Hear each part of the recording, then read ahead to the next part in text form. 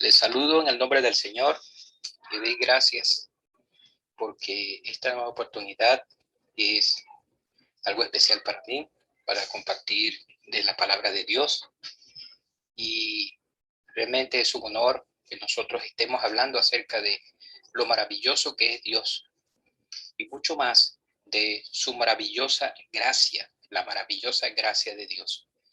Ese tema lo vamos a encontrar en una de las cartas del apóstol Pablo, que nos queda en Efesios capítulo 2, versículos del 1 al 10, y dice de la siguiente manera: y Él os dio vida a vosotros cuando estabais muertos en vuestros delitos y pecados, en los cuales anduvisteis en otro tiempo, siguiendo la corriente de este mundo, conforme al príncipe de la potestad del aire, el espíritu que ahora opera en los hijos de desobediencia, entre los cuales también todos nosotros vivimos en otro tiempo en los deseos de la carne, haciendo la voluntad de la carne y de los pensamientos, y éramos por naturaleza hijos de ira, lo mismo que los demás.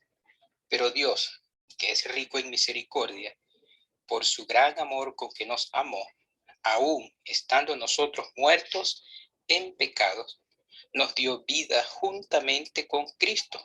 Por gracia sois salvos.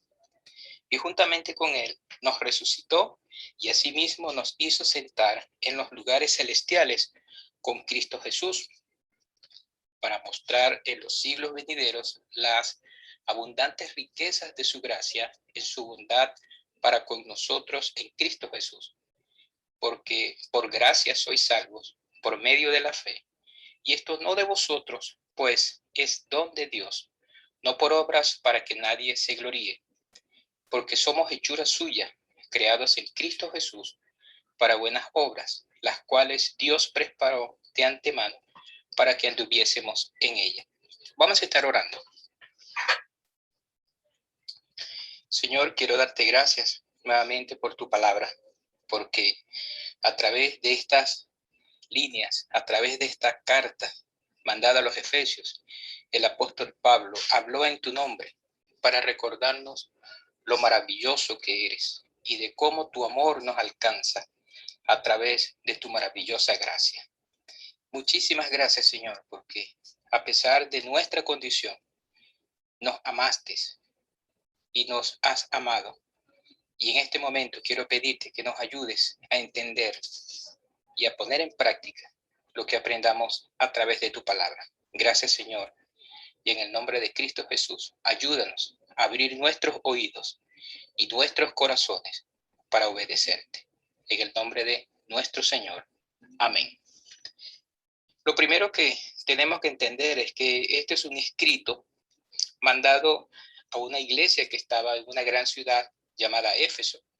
Esa carta fue escrita por el apóstol Pablo y precisamente este hombre estaba detenido, estaba preso, y él siempre había querido ayudar y atender a las iglesias a las cuales él tenía una manera de relacionarse, tanto visitándoles o en este caso, estando él preso, mandarles una carta, dándole información, pero también siempre recordándoles de las maravillosas cosas que Dios hace a través de sus hijos aquí en este mundo.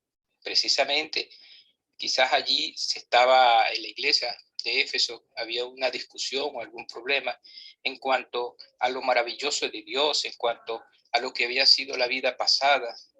Y él está recordándoles que el hombre y la mujer necesitan tener un cambio para poder seguir creciendo en las cosas de Dios. Y precisamente esta carta, además de estar escrita para los Efesios, escrita por el apóstol Pablo, él escribe para fortalecer la fe del creyente. Porque quizás allí en esta ciudad de tanto movimiento y de tantas cosas, estaban atraídos por las cosas del mundo, estaban atraídos también por los problemas y las dificultades, tratando de resolver las situaciones, pero sobre todo él quería que el creyente pudiera entender que el propósito de Dios es eterno.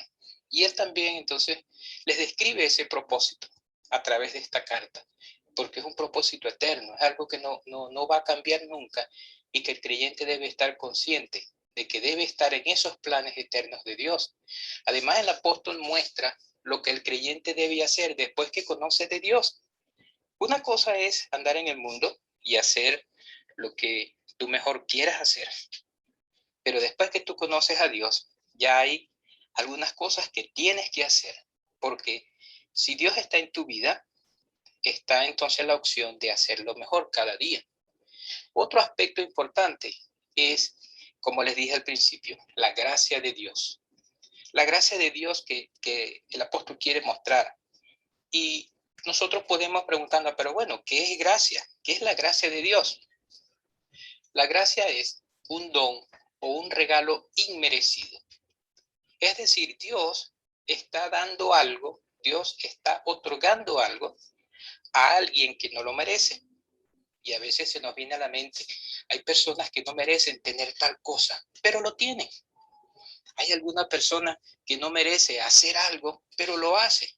Bueno, eso es una gracia. Es decir, aun cuando nosotros pensemos que no lo merece, aun cuando estemos conscientes de que no merece tener tal cosa y lo tiene, pues allí se está practicando la gracia.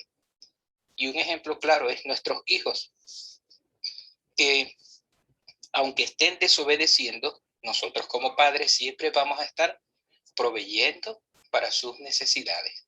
¿Por qué? Porque está enmarcado en lo que llama el amor. Por lo tanto, la gracia es algo que usted y yo también podemos practicar o estamos practicando ya. Ahora, ¿qué debo saber yo acerca de la gracia de Dios? Eso es lo que me debe preocupar.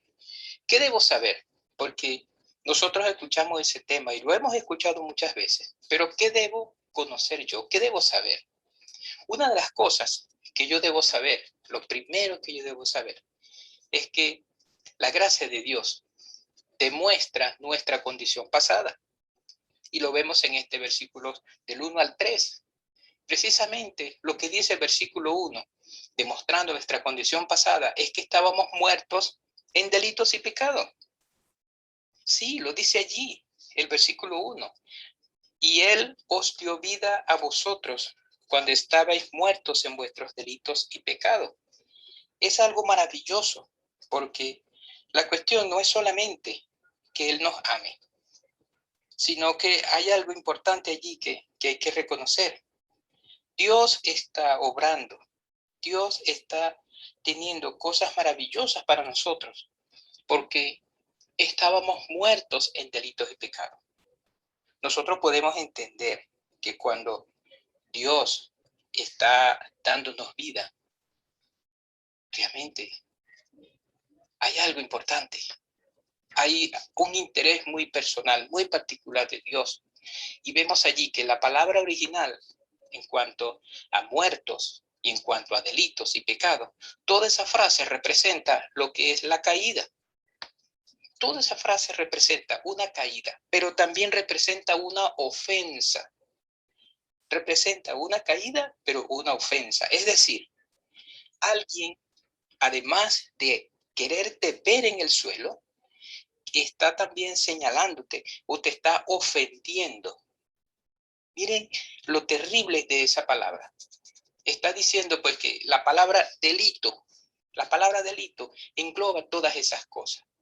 La palabra pecado engloba también eso. Es decir, que cada vez que nosotros pecamos, cada vez que cometemos algún delito, nosotros además de mostrar la caída, estamos ofendiendo a Dios.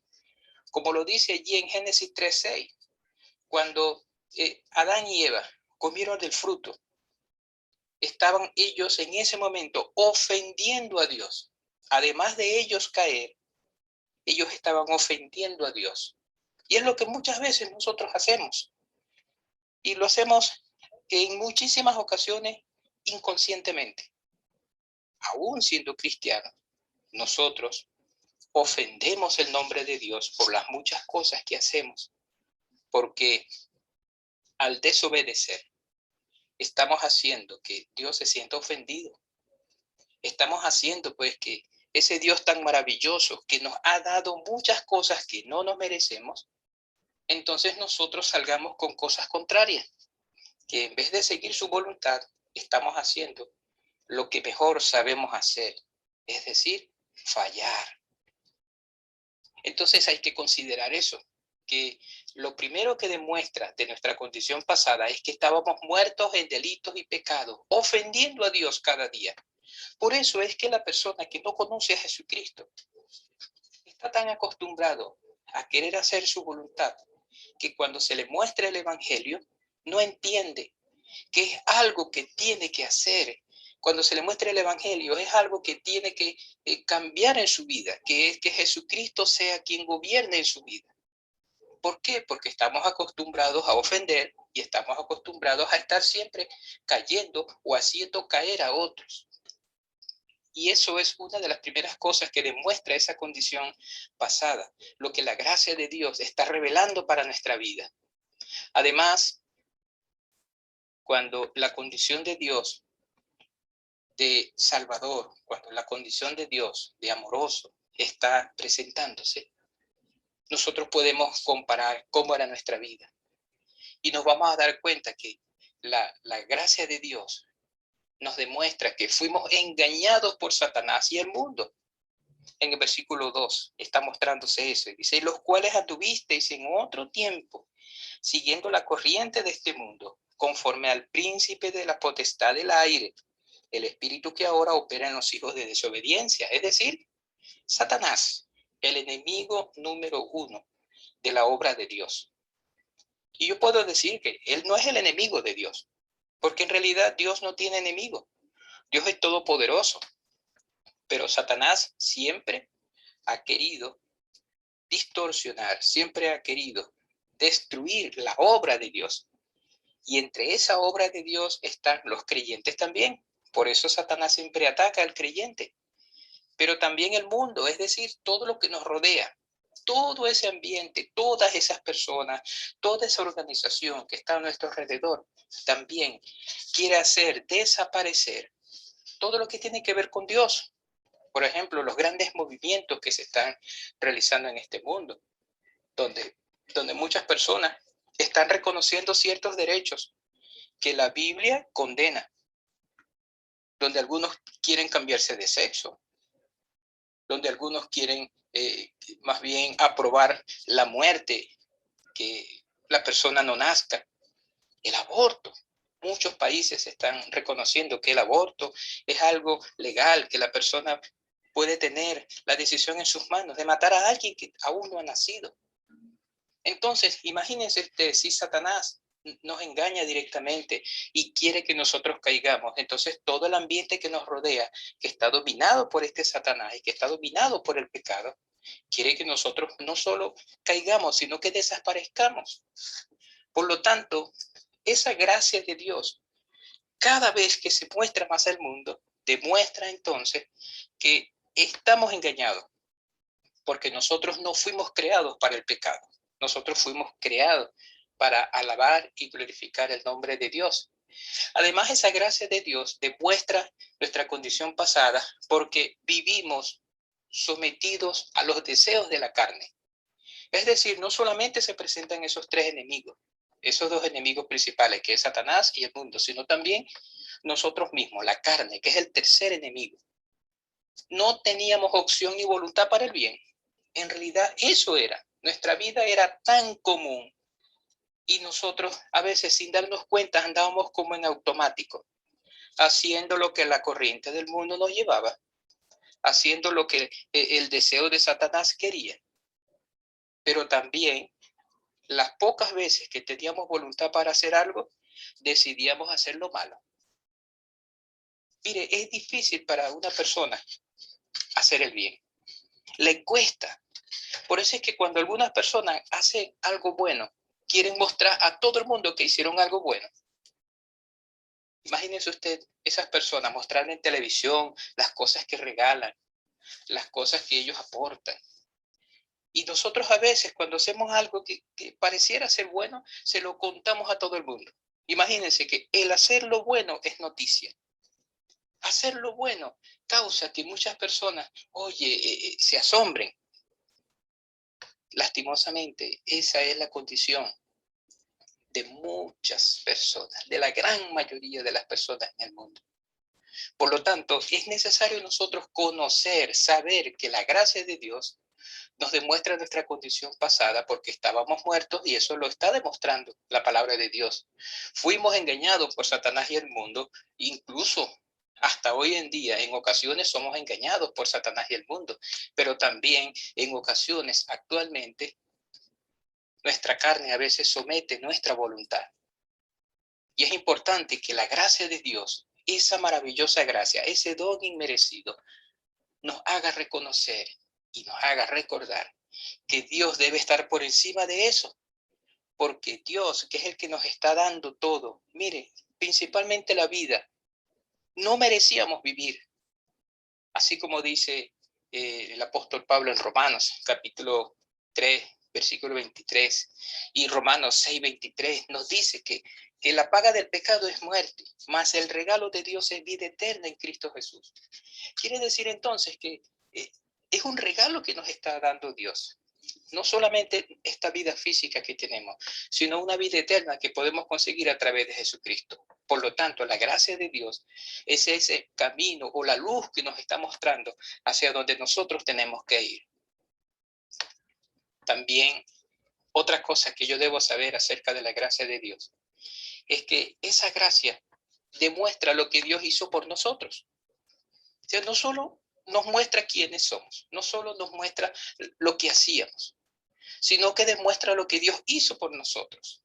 El versículo 4 nos dice claramente, pero Dios, que es rico en misericordia, por su gran amor con que nos amó.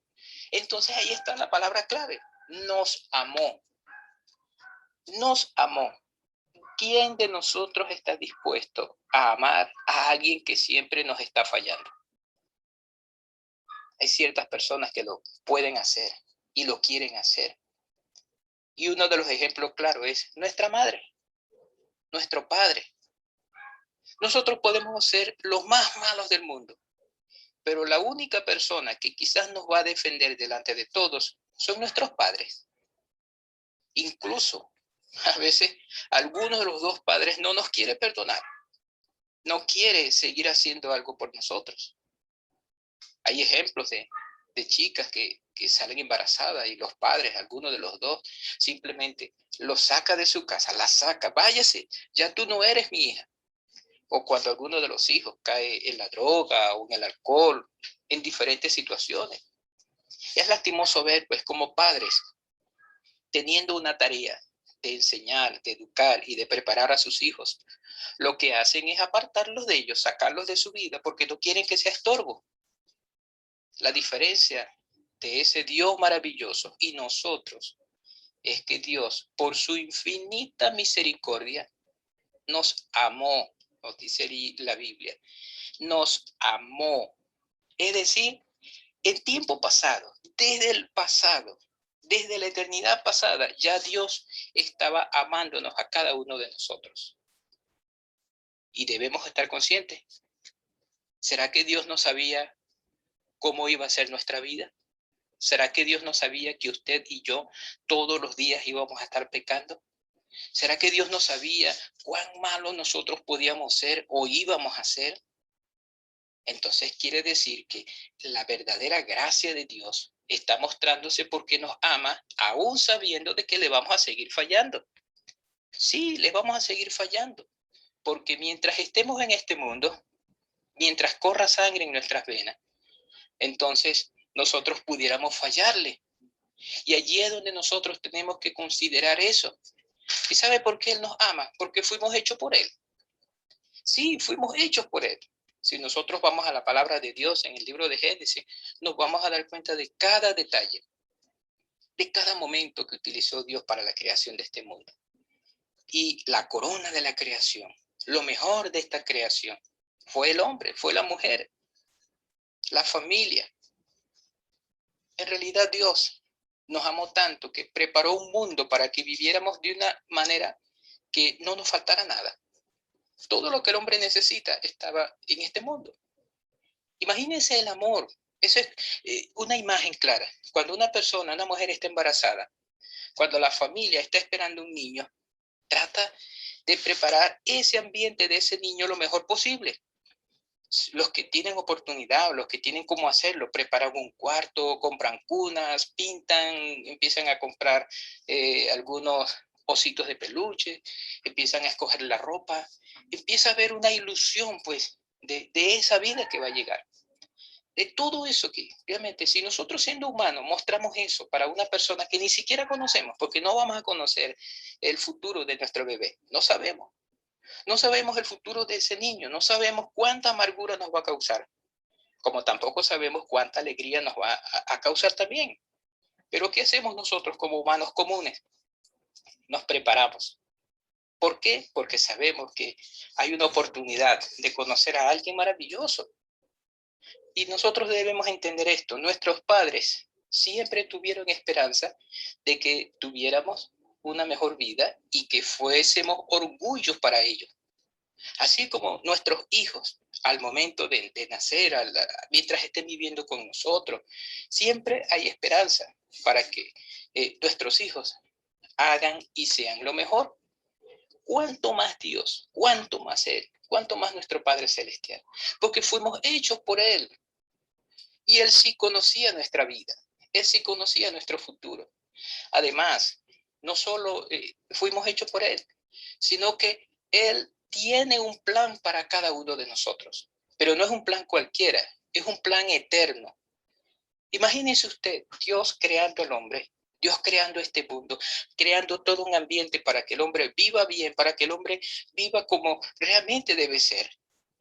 Es porque no solamente Dios quería una vida sobre esta tierra, es porque Dios tenía planes eternos para que el hombre viviera eternamente y para siempre con Él. Para que tu mujer, para que tu joven, para que tu niño vivas eternamente y para siempre con Dios, bajo sus planes, bajo su dirección. Por lo tanto, esa gracia maravillosa demuestra lo que Dios hizo por nosotros, porque nos amó. Y un texto muy clave, Juan 3:16. El amor de Dios se mostró totalmente allí. Nos dice, porque de tal manera amó Dios al mundo, que ha dado a su Hijo unigénito, para que todo aquel que en Él cree no se pierda, mas tenga vida eterna. Imagínense el amor de Dios. Él nos amó aún sabiendo de que íbamos a fallar. Él nos amó aún sabiendo de que íbamos a pecar.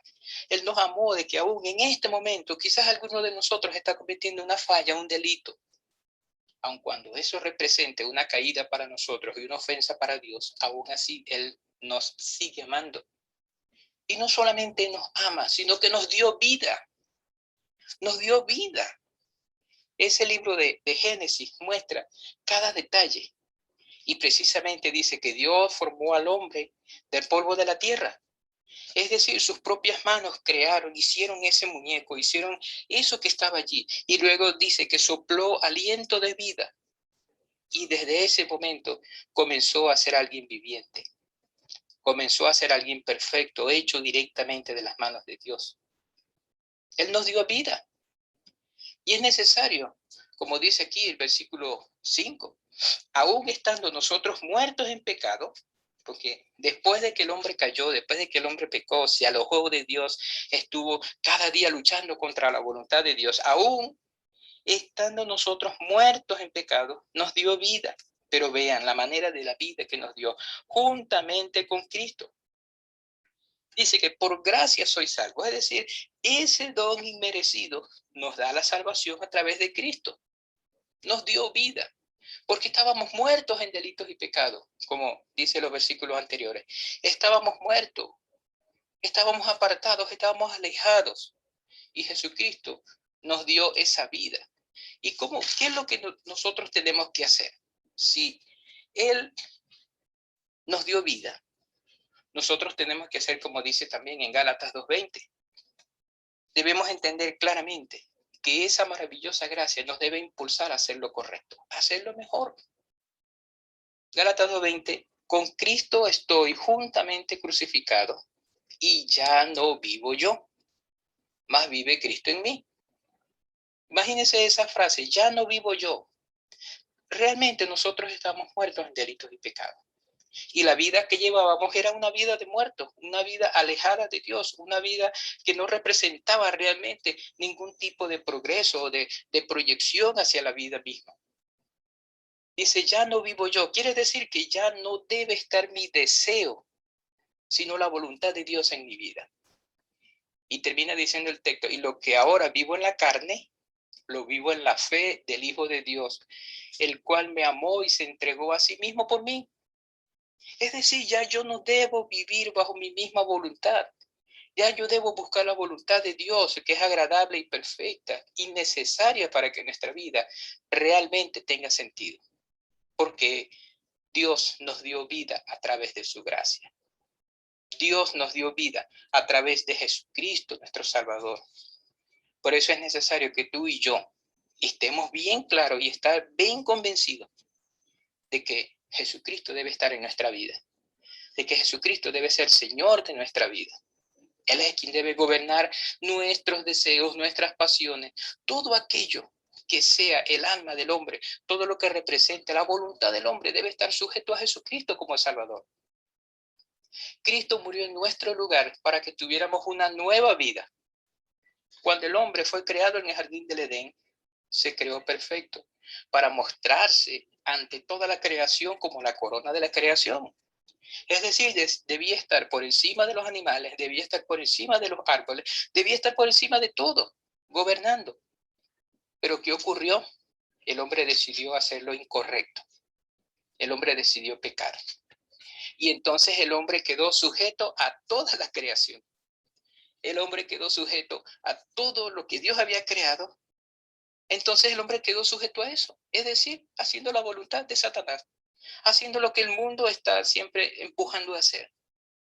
Por lo tanto, Él nos dio vida, pero una vida en Jesucristo, pero una vida eterna, si tú y yo decidimos aceptar a Cristo como nuestro Salvador. Además, la gracia de Dios demuestra lo que Dios hizo por nosotros porque nos exaltó mostrando su misericordia.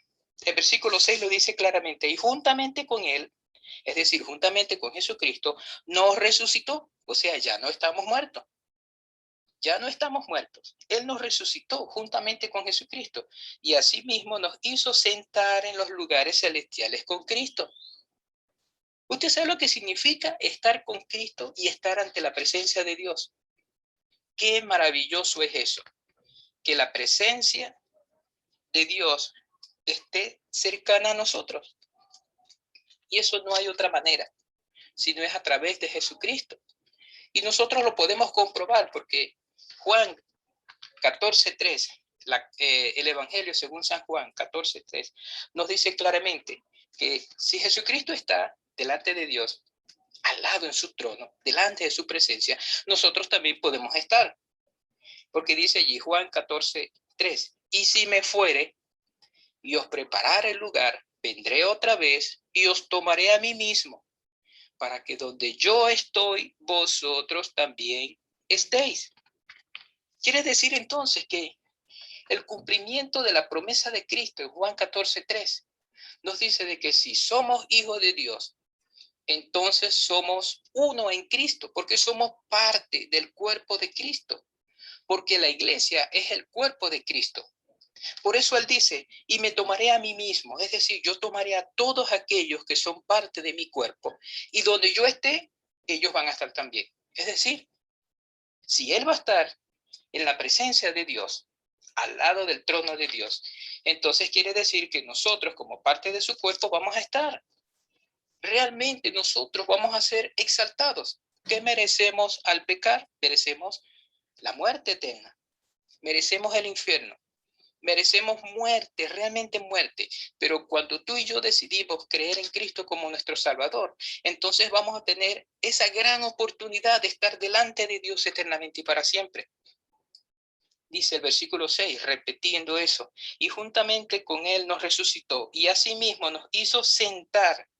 Dese cuenta que esto ocurrió en el pasado, pero la esperanza que hay es que nos hizo sentar, es decir, ya de una vez, cuando tú y yo creemos en Cristo como Salvador, la gracia maravillosa de Dios nos hace sentar ya de una vez en los lugares celestiales. con Cristo Jesús. Qué maravillosa gracia. Qué bueno es que a pesar de que seamos unas personas que nos equivocamos constantemente, qué bueno es que aun cuando en un pasado nosotros vivimos una vida de terror en cuanto al pecado, Dios está dispuesto a darnos algo que no nos merecemos, porque eso es la gracia. Nos exalta y nos dice claramente, ese ejemplo que vemos aquí, es que Él nos dice que ya desde el pasado, desde el momento en que nosotros creemos en Cristo como Salvador, desde que está la promesa de Cristo como Salvador, nos dice que todo aquel que crea en Cristo ya está sentado delante de Dios, es decir, algo que se va a cumplir. Es algo que va a ocurrir, es algo que ya está seguro, no va a fallar, porque Dios no deja de cumplir ninguna promesa. Además, esa maravillosa gracia de Dios demuestra lo que Dios quiere de nosotros. La gracia de Dios demuestra lo que Dios quiere que tú y yo hagamos. Versículos del 7 al 10, está esa frase es maravillosa. ¿Sabe por qué Dios a través de su gracia demuestra lo que Él quiere de nosotros? Porque al mostrar su gracia, Él lo hace a través de nosotros. A través de ti, a través de mí. Muestra su gracia a través de nosotros. Vean el versículo 7. Dice, para mostrar en los siglos venideros las abundantes riquezas de su gracia, en su bondad para con nosotros en Cristo Jesús. Es decir, no se quedó en un evento en el pasado. Dios, cuando hizo al hombre y el hombre le falló, en ese momento hubo una separación, pero no mató al hombre físicamente, sino que le dio una oportunidad de seguir viviendo, pero también le dio una salida. A través del tiempo el hombre lo que hizo fue alejarse de Dios, pero a través del tiempo también Dios mostró a hombres que podían hacer la voluntad de Dios y los dejó como ejemplo. Uno de esos primeros hombres que dejó como ejemplo fue Noé, porque cuando vino la destrucción de este mundo a través del diluvio, hubo una familia que se salvó. Hubo un hombre que delante de Dios estaba haciendo lo correcto y Dios decidió salvarle. Él pudo haber exterminado todo. Incluso en el mismo momento en que Adán y Eva comieron del fruto prohibido, Dios pudo haber terminado su creación y hacer una nueva y mejor. Pero ¿qué hizo Dios? En su grande amor y misericordia, decidió que el hombre siguiera sus planes, los planes de Dios. Y durante todo el tiempo en este mundo, Dios mostró a través de hombres que se puede obedecer, que puede haber algo que tú y yo podemos hacer la voluntad de Dios. Por ejemplo, estos hombres, Noé, Moisés, un hombre que estuvo prácticamente viviendo una vida con problemas y dificultades, pero finalmente Dios lo usó para ayudar a su pueblo y salir de la esclavitud e instalarse en una tierra que le fue prometida y entregada. Josué, un hombre que luchó valientemente, pero no solamente luchó valientemente contra los enemigos de Israel, sino contra su misma vida. Estuvo luchando con hacer la voluntad de Dios. Tenemos a hombres también como Nehemías, que estando en una ciudad prácticamente al lado del rey, teniendo muchas cosas por las cuales olvidarse de los demás, él decidió exponer su propia vida para restaurar esa ciudad que había sido destruida, su ciudad. Él fue usado por Dios para restaurar esa ciudad de Israel. Nehemías fue un hombre que luchó y fue valiente y estuvo dispuesto a obedecer a Dios. Y allí estuvo mostrada la misericordia de Dios, la gracia de Dios, porque ayudó a través de Nehemías a esa gente que estaba olvidada. Además, mis hermanos, la gracia de Dios demuestra lo que Dios quiere de nosotros, porque Él quiere mostrar salvación por medio de la fe en Jesucristo. Él quiere mostrar salvación, no solamente en nosotros, sino a través de nosotros, como lo dice el versículo 8, porque por gracia sois salvos por medio de la fe. Y esto no de vosotros, pues es un don de Dios, es un regalo de Dios, No es que nosotros vamos a ayudar a que los demás sean salvos. No. Nosotros no tenemos poder para dar salvación. Nosotros vamos a ser los instrumentos de Dios. Vamos a ser esas manos de Dios que llegan al hombre. Y es necesario entonces que nosotros debamos entender y vivir bajo su gracia y misericordia para que Dios pueda usarnos como herramientas útiles. Las herramientas solas no pueden hacer nada sin que alguien las manipule. Puede haber algo maravilloso, un equipo de última tecnología, pero si no hay quien lo dirija, si no hay quien lo ponga a tono, de nada va a servir. Pero igualmente, Dios quiere que tú y yo seamos esas herramientas, esas manos, porque la fe que tú y yo tenemos en Cristo, en este momento, lo que Dios quiere es que tú y yo realmente seamos instrumentos en sus manos, porque la gracia de Dios se muestra a través de nosotros. ¿Pero por qué? Porque nosotros hemos creído en Cristo Jesús. Y si aún, tú que me estás escuchando, si aún no has creído en Cristo como Salvador, es la oportunidad para entender que Dios está dándote una oportunidad más para empezar a buscar esa salvación, para empezar a abrir tu corazón, para empezar a abrir tu mente, para que Jesucristo sea tu Salvador. Y no es por tu propia voluntad, sino porque Dios, en su grande amor y misericordia, su gracia te permite tener salvación y vida eterna. Y es necesario eso, pues. Es necesario que haya fe en Jesucristo, que tú creas que lo que Él hizo es suficiente para salvarte.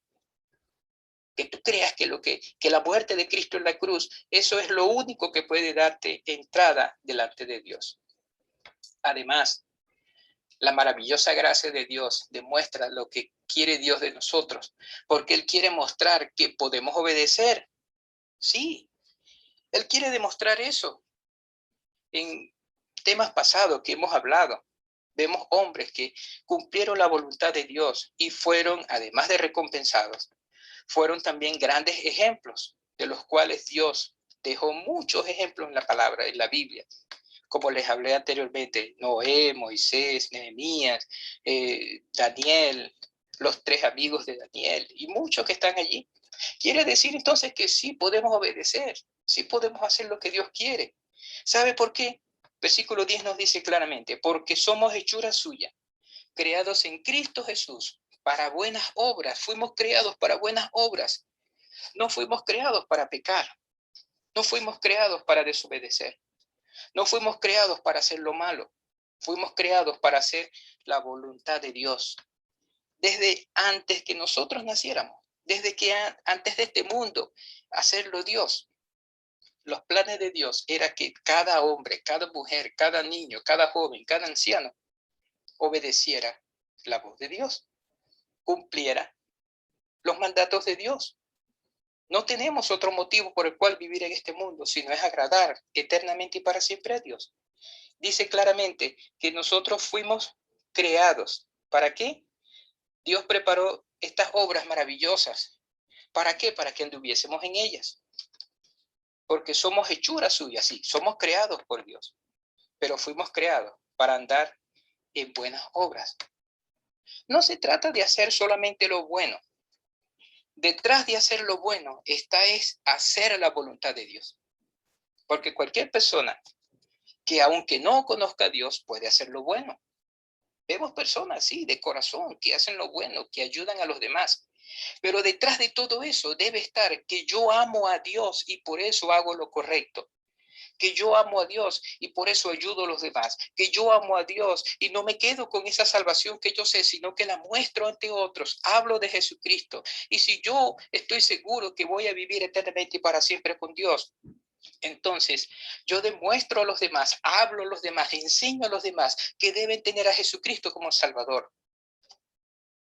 Pero esas buenas obras no solamente se muestran por lo que digamos, se muestra también por lo que nosotros vivamos, por lo que tenemos que vivir cada día. ¿Cómo es tu testimonio? ¿Cómo es tu vida delante de los demás? ¿Realmente la obediencia es solo de boca? ¿Nuestra obediencia es solo cuando estamos en la iglesia? ¿Nuestra obediencia es solo cuando el pastor está viéndonos? Nuestra obediencia es cuando los líderes de la iglesia están cerca nuestro. Debemos recordar que nuestra obediencia debe estar también, incluso nuestra mente. Guardar nuestros pensamientos para Dios. Y aquellos pensamientos que no le agraden a Dios, debemos llevarlos a los pies de Cristo, someterlos. Es decir, nosotros luchar con esos pensamientos equivocados. Porque el pecado comienza cuando tú y yo pensamos en lo malo. Y allí entonces, si dejamos que nuestros pensamientos crezcan, maduren en nuestra mente, entonces, como dice la misma Biblia, nuestros malos pensamientos hacen que dé a luz el pecado. ¿Y sabe que da a luz el pecado? El pecado entonces da a luz la muerte. Es decir, cada vez que tú y yo pecamos, nos separamos de Dios. Pero también podemos separarnos de los demás. Porque hay cosas que hacemos que ofenden, además de ofender a Dios, ofenden a nuestra familia, ofenden a nuestros amigos, ofenden a nuestros compañeros de trabajo. Por eso es que el testimonio debe ser constante, constante. Un buen testimonio que agrade a Dios, pero que también agrade a los demás.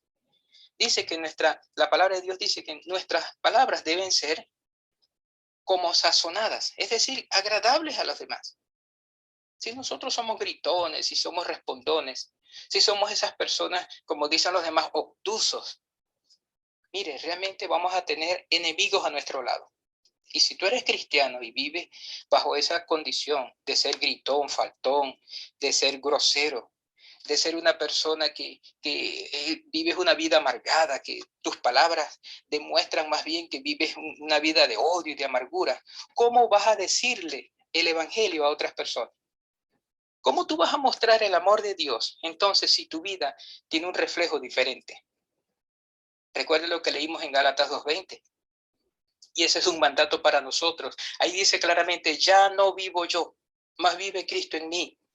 Es decir, esa vida que Jesucristo llevó allá en el pasado, cuando estuvo en este mundo, esa misma vida debe ser la tuya y la mía. Porque mire, el hombre fue creado perfecto, Adán fue creado perfecto, pero finalmente, ¿qué? Decidió hacer la voluntad propia. Decidió seguir el pecado y fue condenado de la muerte eterna. Pero Jesucristo vivió como debió haber vivido ese Adán. Sí, como debió haber vivido Adán, Jesucristo vivió en este mundo. ¿Sabe por qué? Porque él vivió sin pecado y además vivió en obediencia. Nadie puede decir que Jesucristo falló alguna vez. Nadie. Tanto es así que sus enemigos, quienes querían matarlo, no hallaban cómo encontrar un error en Jesucristo. Tanto es así que ellos buscaron testigos falsos para poder condenar a Jesucristo. Mi vida y tu vida, ¿cómo es hasta este momento? Si tuviéramos enemigos, si tuviéramos personas que quisieran destruirnos, ¿tendrían alguna opción para destruirnos en este momento? ¿O tendrían que inventar solo excusas para destruirnos? ¿Cómo es mi vida hoy? ¿Qué estoy haciendo yo? ¿Estoy dando motivos para ser señalado? ¿Estoy dando motivos para ser juzgado? ¿O estoy dando motivos para ser odiado? Indistintamente de si somos cristianos o no, todo el mundo está pendiente de lo que hacemos. Todo el mundo está esperando que fallemos. Todo el mundo está esperando cómo reaccionamos ante los diferentes problemas y dificultades. Ahora, como cristianos, nosotros tenemos no solo una obligación de portarnos bien, tenemos una opción de hacer lo bueno, de hacer lo correcto, porque la gran mayoría hace siempre lo malo. La gran mayoría está preparado siempre para hacer lo malo ante todos y mucho más ante Dios, ofendiendo cada día a Dios. Pero qué bueno es cuando tú y yo, nosotros decidimos vivir como Jesucristo vivió. No solo haciendo el bien, porque cualquiera hace el bien. Y como le dije hace poco, el hacer lo bueno no debe ser en sí mismo lo que nosotros queremos hacer. Si estamos haciendo lo bueno es porque amamos a Dios. Si estamos haciendo lo bueno es porque reconocemos que Jesucristo es nuestro Señor y quiere que vivamos así. Es decir, la vida de obediencia, eso es lo que refleja lo bueno que somos ante los demás y ante Dios. Por lo tanto, hermanos, nosotros debemos concluir con lo siguiente. Nuestra vida sin Cristo ofende la santidad y perfección de Dios, pero también la de otros. También ofende a otros. Cada cosa mala que hagamos, eso va a ofender principalmente a Dios. Sí, esa es la palabra correcta, ofender a Dios. Además, solo su gracia, solo la gracia de Dios y solo la misericordia de Dios nos acercó a Él, porque nosotros por nuestros propios medios no podíamos conseguir acercarnos a Dios, porque estábamos llenos de delitos y pecados, estábamos muertos en pecado. Por eso Dios envió a Jesucristo para ayudarnos en cuanto a lo que es nuestra vida, para poder vivir delante de Dios. Jesucristo debe ser nuestro Señor. Jesucristo debe ser nuestro Salvador. También nosotros debemos concluir que Dios quiere mostrarse al mundo a través de ti y de mí. Sí, hay muchas personas que están dando mal testimonio. Hay muchos comentarios de iglesias que allí es un desorden, que es un desastre, que la vida de ellos, que es el chisme, que es la murmuración, que es tantas cosas. Sí, hay muchas iglesias, pastores que son unos grandes sinvergüenzas, líderes que hacen las cosas equivocadas. Pero ¿qué hay de ti? ¿Qué piensas hacer tú ante todas estas cosas? Porque el mundo siempre va a estar juzgando a quien quiera hacer lo bueno. El mundo va a estar juzgando a aquellos a quienes se identifican con Dios. Pero el mundo nunca va a tener la razón si tú decides obedecer a Dios. Amando a Dios. Realmente necesitamos amar a Dios, pero no solo de pensamiento, no solo de palabras. Tenemos que demostrar que amamos a Dios y eso tenemos que hacerlo cada día. Por eso está en la palabra de Dios, toma tu cruz cada día y sígueme. Es decir, todas las cosas que te rodean, tú debes echarlas y ponerlas a los pies de Cristo. Cada día, porque cada día hay problemas y dificultades. Pero Dios quiere que tú y yo mostremos su amor y su misericordia ante los demás. ¿Sabe, mi hermano? La gracia de Dios es eterna, es maravillosa. Entonces, seamos agradecidos y obedientes a esa maravillosa gracia. ¿Sabe por qué?